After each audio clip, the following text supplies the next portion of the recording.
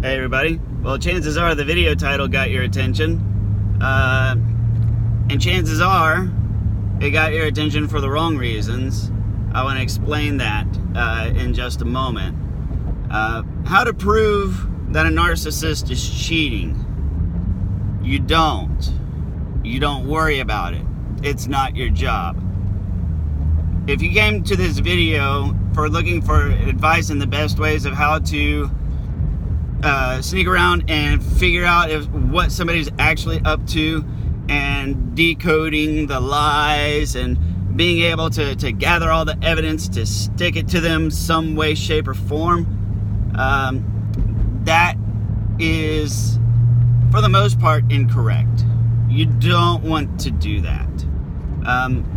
Even if you're successful, it's still really not all that great. And I want to explain why. It's because it's really not the best option.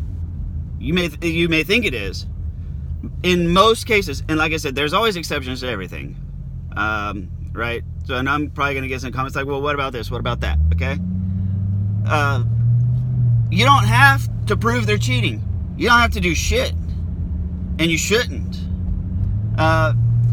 Think of it like this. Cheaters are attempting to pull off an illusion. They are trying to pull off an illusion where they are with you, they love you, they're dedicated to you, they live under your roof, they eat food from your fridge, they freeload, etc. And they go around and they do this same act with other people behind your back. And then they create this illusion of you saying, oh, I love you, I would never cheat on you, and I'm so glad to be with you, etc., etc., etc. It's an illusion. So literally think of it like this. Imagine going to a magic show. Just a little small one. We're not talking, Penn and Teller and shit. Just a little small magician, like a birthday party magician. Right? You know the nature of the show. You know that they're not really doing magic. You know. Or you suspect that they didn't really pull a rabbit legitimately out of an empty hat. You just suspect that this was an illusion. You don't go about trying to prove that this magician is not actually doing magic. You just get up and walk away. They're a shitty magician. You don't have to buy into the show. Okay? Trying to prove somebody is cheating is something that ultimately the reasons for feeling like you need to prove it is you're trying to prove it to yourself. There's very little in the long run that you gain from it except for emotional gain and satisfaction gain. Other than that, there's not a very tangible victory. The exception being if you're in a divorce and you're trying to establish a fault divorce and gaining custody of the kids. And I'll get to that later. But you don't have to prove they're cheating. Because it's sort of the same as when you're trying to heckle a comedian on stage. You say, you're cheating on me. No, I'm not. Yes, you are. No, I'm not. Yes, you are. And it creates this distraction, right? It creates this distraction for you. You get so focused on trying to prove that they are lying and that they are cheating in a situation that, even in the best case scenario, if you go to court, it's generally not admissible because it's just your word against theirs. To actually prove somebody's cheating, you have to have a private investigator. It's a big, long mess. If it's just your word against theirs, even the evidence you collect is usually not admissible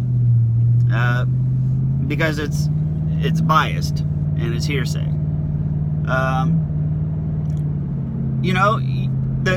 To prove somebody's cheating, you don't. Because it's the illusion. It is the rabbit. Proving somebody's cheating is the rabbit. And it distracts you from what's actually going on behind that table, what's up the sleeve, what's actually in the hat, the props that work against you. Okay? Proving that somebody's cheating distracts you from the actual situation. The actual situation is you're in a bad relationship, you're unhappy, you need to leave. Simply put. And there's nothing keeping you from doing that except for your desire to prove it to yourself and to the world that they're cheating.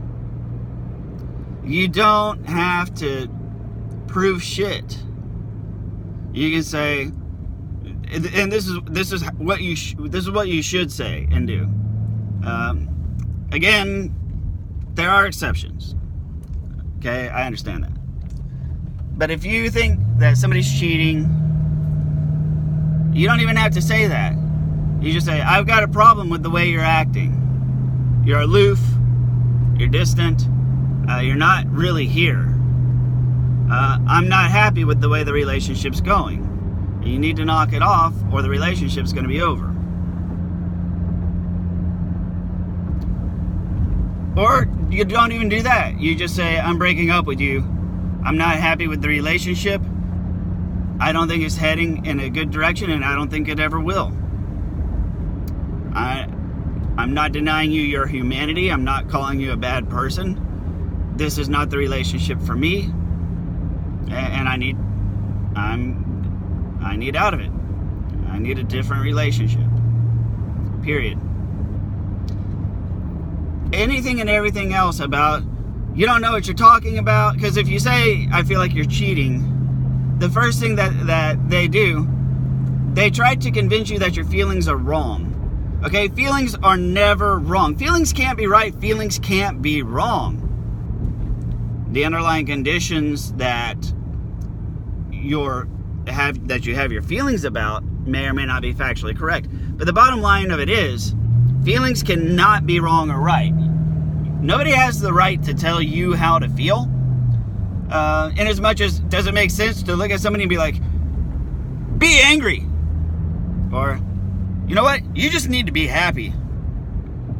Right, okay, I'll flip the fucking switch.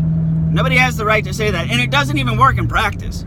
So, I mean, like, even if they're correct, you cannot command somebody to have a feeling. That's not how feelings work at all.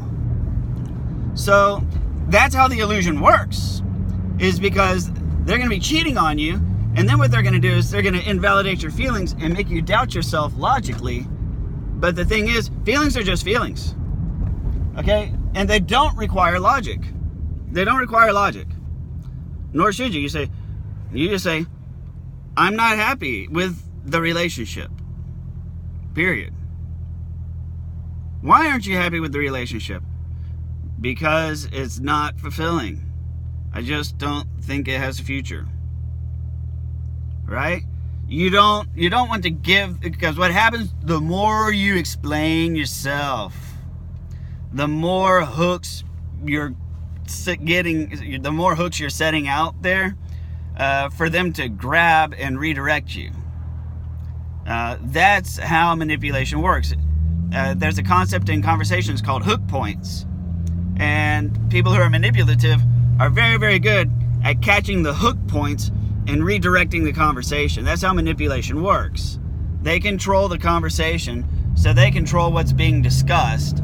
And if they're controlling what's being discussed, then they control the outcome. And if they control the outcome, then there's no real possibility or chance of you talking them into saying that they're cheating. You're gonna drive yourself crazy and go around in endless circles trying to prove it. And then, even when you do prove it or find out, they don't care. Okay. It's like, okay, yeah, I knew this was going on the whole time. You're the one that took several months to figure it out. You could have just dumped me. Right? I don't know if anybody's ever been cheated on and actually caught them cheating. It's mind-blowing that they don't give a shit except for the fact that they got caught and they look bad. Like, there's no guilt. They feel bad about I got caught, and they feel bad about how inconvenient their life is about to get. Which is really fucked up. You know? Because most people as adults, most people can respect honesty up front at the very beginning. When you say, I'm seeing other people and I don't consider this an exclusive relationship. Neither should you. Okay? We are not exclusive at this point. When you set that expectation correctly, people can handle their feelings just fine. But it's that bullshit of pretending you're in a committed relationship, all for the sake of keeping somebody else secure and under your thumb, and keeping them locked down for their use as a supplier of whatever it is you need. Sex, rent, cell phone, roof, that type of thing, right? You know, people who on their own could not afford their own roof, so they just go sleep with somebody who has a roof, and they're so nice. There's a George Thorogood has this song, one bourbon, one scotch, one beer, talking about his landlady, and then she was so nice, right? That's kind of how they are. Like, they're so nice because they need something from you, but they don't care about you. So, to prove that they're cheating, skip all that. Skip it. It's like you trying to prove that a magician is not doing magic. They're not going to repeat the trick for you. They're not going to put themselves in that position. They're going to engage you as a heckler and make you look like the asshole, when really there's nothing keeping you from just walking away from the show to begin with. This magician sucks. Bye. That's the best response, because that's immediately taking charge of your life, taking control of the situation, and getting a toxic person out of your life in the exact manner that you should get rid of them. Throw them out with the trash. Don't give a fuck. That's exactly what you should do. You don't need to prove shit. And the more you try and the more you talk, the more they're going to hold you down and keep you around. And they're going to convince you that your feelings are wrong. Okay? Feelings are not wrong. Remember this. Your feelings are not wrong because they are feelings. End of story. End of story. You're not happy with the relationship. You do not trust them. They need to go. And they start kicking back, saying, I'm not happy with the relationship, and I'm not going to stay in a relationship where I'm not happy. And sorry, but you've got to go. You got to go. You know, I'm simply put, there's not a nice way to put it. And the thing is then they're going to demonize you. Okay? And I'll leave you with this. The way liars argue. When you're wrong, they argue to the point, they stay on point, and they drill it through your damn head. Okay? But when you're right, and I'm quoting Bill Burr with this, when you're right, they start mixing this evil concoction, this evil scheme of how to trigger you and get you angry and upset, and to get you in a state of mind where now suddenly you're a much bigger asshole at that moment, and then you lose your shit, and then it doesn't matter what the hell they're doing. Now the conversation's all about you and your problems and your instability and your anger. That's how they flip it on you. So when they start attacking you, walk away. You won. I'm out of time. Thanks very much. Please like, comment, or share. I love to hear the comments. So I'll see you on the next video.